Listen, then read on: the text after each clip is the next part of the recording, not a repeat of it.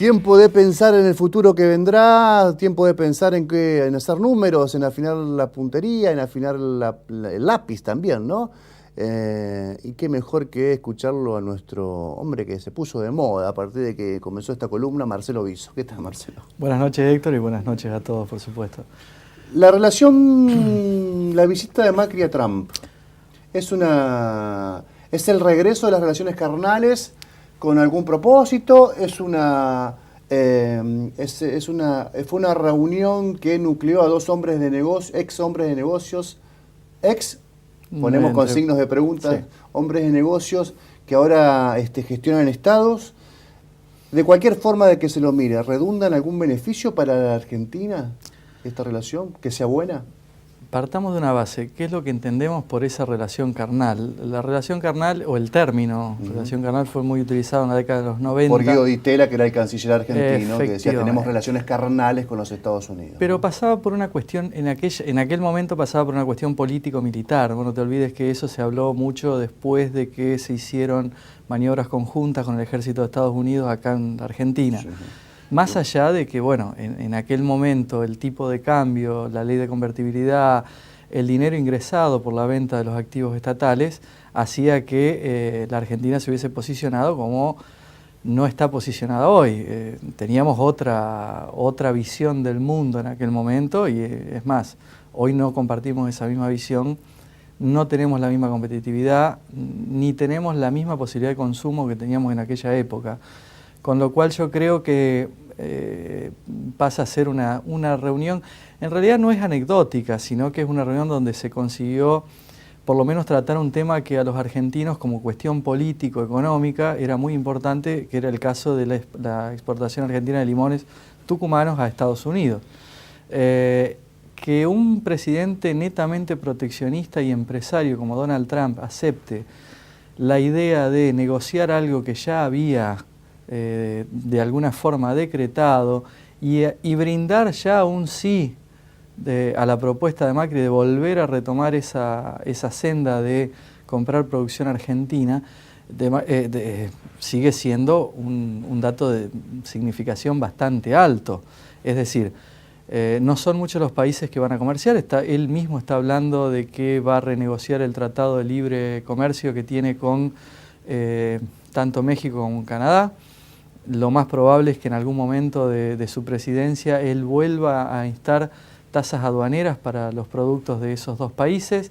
Él está tratando de repatriar. De hecho, uno de los puntos importantes de la semana de Trump ha sido el anuncio tan esperado por parte de los estadounidenses y de la parte empresarial, la reducción de un 35% a un 15% en la carga impositiva total para todas las empresas en Estados Unidos. ¿Qué es lo que pretende hacer con esta reducción impositiva? Que a uno le parece que, y en realidad tiene un costo muy alto, porque es un 20% de un ingreso público como es Estados Unidos. Esta medida tiende a reforzar las medidas proteccionistas que tiene Trump, es decir, repatriar, junto con esta medida se va a tomar una medida de repatriación de capitales sin consecuencias, es decir, sin multas, sin una problemática como generalmente se plantea cuando hay una investigación de por medio, es decir, de dónde surgieron esos fondos y cómo los llevaron hacia afuera de su respectivo país. Entonces, ¿qué es lo que está tratando de hacer? Si nos vamos no muy atrás en el tiempo, estamos hablando de 4 meses atrás, nosotros como argentinos vivimos una situación muy parecida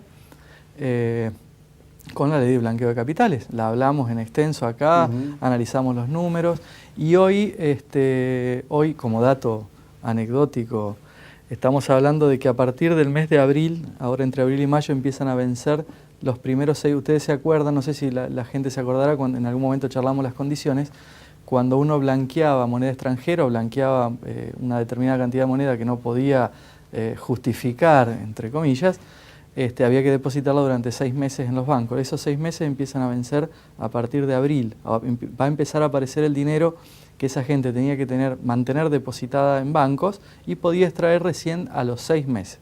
Eso va a pasar a partir de ahora y durante los próximos 6 meses. ¿Y qué puede pasar? Bien, ahí hay un análisis bastante complejo, porque ese dinero debería volcarse al mercado argentino comprando algo que sustituya la inversión que habían hecho en una moneda extranjera. No nos olvidemos que a partir de lo que hablamos la semana pasada, la expectativa de inflación al 20%, ¿se acuerdan? Sí, no sí, sé sí. si ustedes lo recuerdan, pero la semana pasada hablamos de que el índice para el común de la gente de expectativa de inflación, no que va a ser la inflación real, por supuesto, sino la expectativa, para el Banco Central se estimaba en un 20% anual. Para el dólar, esa estimación va a ser del 18% de aumento. Ese, vamos a redondear en un 20, hoy estamos en un 15.60, vamos a estar en un dólar de 18. O sea que no es atractiva la inversión en dólares, va a haber que volcarla a otro sector. ¿Cuál es el problema? Si uno, cualquier persona común y corriente, como nosotros, hombres de a pie, como a usted le gusta describirnos, quiere hacer una inversión en algo, en un activo físico, se va a volcar o por el mercado inmobiliario o por el mercado automotor o por algún otro tipo de inversión que pueda normalmente no perder valor. O sea, va a adquirir un bien. Probablemente. Probablemente. Ya hay estimaciones en el mercado, por ejemplo, en el mercado inmobiliario, de que... O puede quedar esa plata en el banco, probablemente generando... las posibilidades son infinitas, es decir, puedo sacarla e invertir en el mercado financiero, que es lo que deberíamos, en realidad, si estamos tratando evitarlo. Evitarlo no. ¿En el mercado financiero, pero en la bicicleta financiera? No, en el mercado financiero estamos hablando de en empresas, en acciones, en títulos, Ajá. en tratar de generar mayor producción o mayor tecnificación para las empresas y que estas empresas a su vez puedan abaratar sus propios costos y mejorar la competencia en el exterior. Yo hablo de mercado financiero no como en lo que vos conocés de solamente, o sea, moneda. Estamos hablando de bolsa, por ejemplo. Claro. Efectivamente. O puede quedar en el banco y el banco frente a una mayor liquidez podría mejorar las tasas de interés de préstamo. Por algún tiempo, según las estimaciones que hay en el mercado, por algún tiempo no van a bajar. No se mueven. No van a bajar. Ni van a tender a la baja. Por supuesto que podrían hacer eso. Obviamente, ¿cuál es el problema de esta inversión? El dinero yo lo tengo en dólares, ¿sí? Yo voy a canalizar ese dinero que traje en dólares a un plazo fijo en dólares. La tasa del plazo fijo en dólares no es atractiva. Hoy por hoy ¿Cuál no es la tasa? ¿16, 17 o menos? No, mucho menos. Mucho menos. Hoy es el 18% para un plazo fijo en pesos, a 30 días. Y 18%, 18,5%, tal vez negociando la cantidad a depositar. La tasa en dólares nunca fue la misma, siempre fue muy inferior por una cuestión de que el dólar a su vez tiene un precio de cotización y uno puede ganar también con el precio de cotización. Entonces estamos dividiendo lo que ganaría en el interés, ¿sí?, con lo que podría ganar también si el dólar subiría. Exacto. La afrenta o la seguridad que puede llegar a tener un banco frente a un depósito de esto se ve duplicada, porque el banco tiene que saber cuánto vale el dólar para poder devolverle los pesos y a su vez cuánto le va a pagar de interés. Es un cálculo muy complejo. Es muy interesante, aparte ya te lo dije en varias oportunidades, tenés una manera de explicarlo de manera con mucha docencia. ¿Considerás que inevitablemente va a tener un impacto positivo, sí, mayor o menor, pero positivo? Efectivamente, nadie sabe cuál va a ser la medida.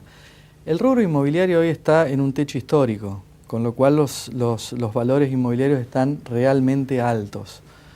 Y ese mismo mercado espera que un 10% del valor total de lo que está depositado en cuentas y que en algún momento va a ser líquido ahora, durante los próximos meses, se vuelque a ese mercado, solamente un 10%, con lo cual el resto, lo más probable es que se vuelque a un sector automotriz o al rubro de la construcción. No nos olvidemos que comprar un inmueble ya construido no tiene el mismo costo y no tiene la misma facilidad, digamos, de inversión que construir un inmueble. ¿Por qué? Por ubicaciones, por una serie de factores que van más allá del dinero que uno invierte en el bien. Pero bueno, nos estamos desviando un poco, ya nos hemos desviado bastante. Sí. Yo lo único que quería hacer la analogía de lo que quiere hacer Trump con lo que quiere hacer, con lo que pasó acá en la Argentina y tirar el datito de que ese 10% está esperado en el mercado inmobiliario y el otro 90% está ahí a resguardo y no sabemos qué es lo que va a pasar. Vamos a tener, si las empresas en realidad quieren captar todo esto por medio del mercado de valores, van a tener que de alguna forma demostrar ese interés y proponer una serie de políticas, tanto estatales como propias y privadas, como para mejorar la oferta de plazo fijo, lo que pueda llegar a aumentar el mercado inmobiliario, lo que pueda llegar a aumentar el mercado automotriz, por supuesto. Pero eso es una cuestión netamente casera, lo que estamos hablando. Muy doméstica, bien efectivamente. Doméstica. ¿Cuál es el tema que, digamos, de fondo en la pregunta que vos me hacías acerca de la relación con Estados Unidos? Que el exportarle limones hoy a una economía que en la primera idea está tratando de concentrarse a sí misma y volcarse dentro de su propio Estado, ya es un paso adelante. Por supuesto, hay que tener en cuenta que Trump es un empresario, Macri también es un empresario, y las relaciones entre empresarios suelen ser relaciones de negocios. No somos amigos ni mucho menos, somos empresarios.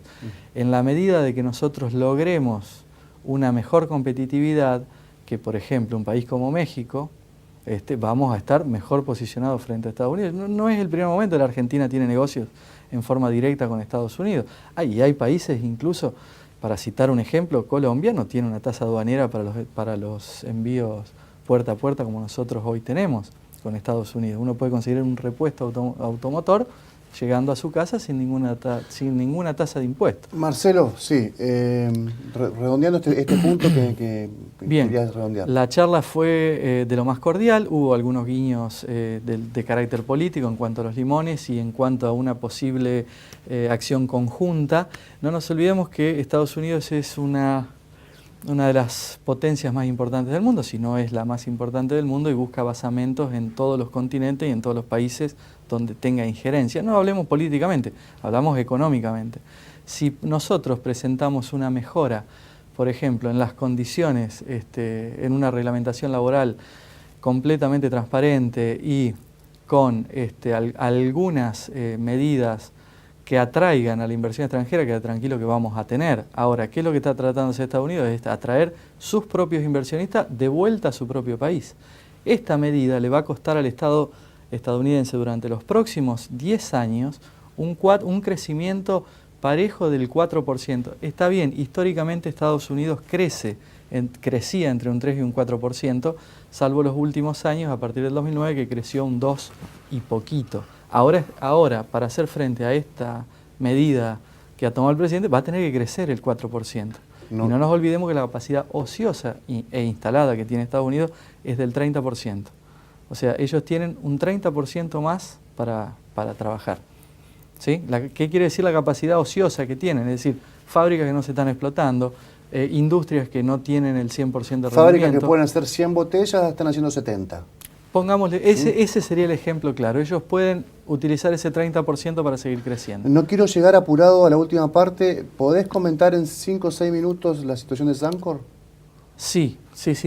Quería hablar un poco de los costos administrativos del Estado, pero lo dejamos para otro momento. Dale, porque no llegamos. Bien, Sancor está, y como todos pueden verlo, no solo en lo que hablamos nosotros, sino en cualquier medio, Sancor, y lo que ha declarado, por supuesto, el gobernador de Santa Fe con el tema de terapia intensiva, es algo a tener en cuenta. Pero nosotros y toda la opinión pública se está focalizando solamente en un punto. Estamos hablando de únicamente cuál es la medida de salvataje que se va a implementar para Sancor, y estamos llevando al terreno político una cuestión económica. Ya en algún momento hablamos de que el agujero, por así decirlo, que Sancor estuvo presentando en los últimos periodos fue de 1.700 millones, y con 450 millones no vamos a arreglar, que es lo que el Estado prometió para Sancor, no vamos a arreglar los 1.700 millones de deuda que tiene. Entonces, ¿qué es lo que vamos a arreglar? Sí, vamos a arreglar una primera etapa de los salarios a los trabajadores, que hoy por hoy es de importancia vital. Ahora bien, ¿qué es lo que pasa en este punto? Y acá empieza todo el problema. Hubo varias reuniones, hubo una promesa del Gobierno Nacional de entregar los 450 millones con una pequeña condición. ¿Cuál era la condición? Sacar lo que fue el aporte extraordinario. En realidad, en su momento fue un aporte solidario extraordinario en el año 2009, un convenio que se firmó en el Ministerio de Trabajo con aquel por entonces recién asumido jefe de gabinete, respaldado, ¿no? Por supuesto, el convenio se firmó en mayo. ¿Sergio Massa? No, en aquel momento Aníbal Fernández. Aníbal Fernández. Obviamente, en aquel momento, ese aporte solidario extraordinario era de 417 pesos. ¿Pero qué pasaba? Dentro de ese convenio se establecía que a medida que los sueldos de la empresa se iban indexando, de la industria láctea se iba indexando, ese valor iba a aumentar en la misma medida. Hoy está entre 3.600 y 3.900 pesos, lo cual difieren algunos de cuál es el valor real y total. Vamos a tomar 3.600. Con lo cual estamos hablando de 10 veces el valor. Y ese es el punto en cuestión que tanto el Estado como la empresa y como el sindicato están discutiendo hoy. El Estado le está diciendo que si no baja ese valor no van a entregar los 450 millones, es decir, está poniendo un freno a la cuestión gremial. El gremio está muy firme con el tema, que no quiere que esto baje. De hecho, hoy hubo una jornada de paro en toda la industria láctea en apoyo a Sancor de 24 horas, el cual ya terminó, y ha generado toda una serie de cuestiones internas que ha aparecido hasta un grupo de trabajadores denominados autoconvocados que han cortado rutas, ellos por su propia cuenta, diciendo que no tienen nada que ver con el gremio y que no quieren que vaya. Sí, obviamente el gremio de la industria láctea. Sí. Para que ustedes se den una idea, este fondo se creó, o este aporte se creó en aquel momento para paliar gastos de médicos extraordinario por supuesto, por parte de la obra social OSPIL. Entonces se genera todo un dilema no solo económico y financiero, sino que moral también. ¿Cómo le vamos a quitar prestaciones a los trabajadores? Tienen todo el derecho del mundo a tener su prestación. Ahora, la obra social también recauda por otro lado, es lo que contesta el Estado. Esto es extraordinario. El gremio a su vez también tiene el 2% de aporte, que es de descuento, que lo entrega, que va por recibo de sueldo, es decir, va descontado dentro del recibo de sueldo y lo están cobrando también. El empleado a su vez quiere trabajar y quiere cobrar. Estamos hablando de gente que no cobra desde diciembre un mes completo. Estamos hablando de 4.500 trabajadores. Es una cifra bastante compleja. Y a esto se suma otra ecuación. ¿Qué va a pasar con los 1.000 tambos que tiene Sancor? ¿Qué pasa con el sector tambero que se vio afectado durante la última emergencia climática? Porque esa gente también le entrega a Sancor y tampoco cobra desde diciembre del año pasado. ¿Cuál fue la propuesta de Sancor para los tamberos, para hacerlo más? El caso de los empleados ustedes lo pueden leer en cualquier diario y es una cuestión lógica y a mí me parecería que es lo que tienen que resolver. Por otro lado, también tienen que resolver la cuestión de los proveedores. Sin leche no se trabaja y sin leche no se puede producir. Es una cuestión bastante compleja y quiero que lo entiendan bien. No es solamente los 450 millones de pesos que el Estado le va a dar a Sancor. Convengamos y tengamos en cuenta que el sector también ha sufrido un problema muy grande durante enero de este año, desde noviembre a enero de este año. Se ha perdido una gran cantidad de producción. Tengamos en cuenta también que esa gente tampoco cobra y que el plan, para que vos tengas una idea, el plan de pago y para que todo el mundo lo tenga presente, para pagarles la leche del mes de febrero de este año, fue entregarle 10 cheques, o sea, en 10 meses le van a pagar la leche de un mes, ¿sí?, que empiezan a vencer a partir de mayo de 2017 y terminan venciendo en febrero de 2018. Eso fue para febrero. En marzo se arregló pagarles durante abril con cheques también a 30 días. O sea que te puedo pagar la leche de este mes sí, en febrero de 2018. Y terminaría, de este mes no, de hace 2 meses atrás, y se termina de cobrar en el año 2018. Todos los cheques que se emitieron para pagar marzo, que iban a ser para abril, que eran alrededor de, en realidad no tengo presente cuál es el total, sí tengo presente cuál es la cantidad que ya vino de vuelta, porque Sancor no tiene fondos en esos cheques, son 52 millones de pesos. Solamente hasta ahora. Marcelo, me quedé sin tiempo, nos quedamos sin tiempo, para redondear. Perdón. Venimos hablando hace 20 minutos casi. Se hablaba. Está muy interesante el tema. Perdón, para redondearlo. Para redondear Sancor. Sí. Sancor, se hablaba el presidente habló de mal manejo de la empresa, habló de cargas sociales, cargas sociales no, de costo laboral. De costo laboral muy alto, en demasía, y de que no hay una política lechera bien implementada en los últimos, ¿cuántos? 10, 12, 15 años. De las 3 sin leche no trabaja ninguna. Entonces, encaremos todo y tratemos de no centrarnos solamente en un tema. Dirigir la opinión pública a un solo aspecto tampoco está bien. Hay que tener en cuenta que si la gente tiene que cerrar el tambo y vende la vaca, esa vaca no vuelve a dar leche y esa gente no abre un tambo de vuelta.